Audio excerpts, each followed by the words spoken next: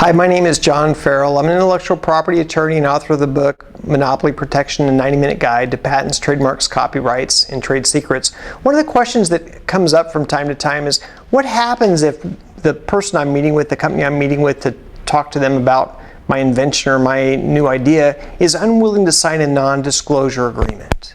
Well, a non-disclosure agreement is a contract to keep a secret.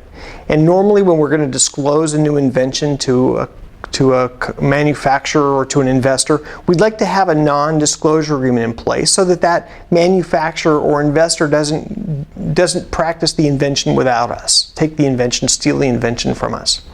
So from time to time, we would like to have a non-disclosure agreement signed, but the party that we're dealing with doesn't want to execute a non-disclosure agreement. So I have something called the morning after pill for non-disclosure agreements. It works like this.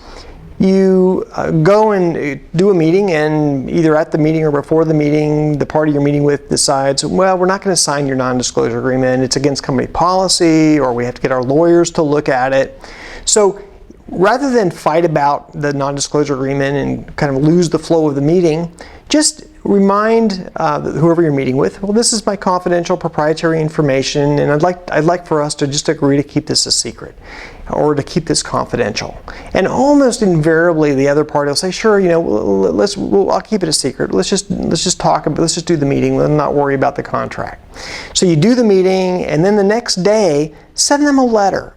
And make it a really nice email. It could be an email message or a letter. Just thank you very much for meeting with me to discuss my technology and describe the technology a little bit. This is what we discussed.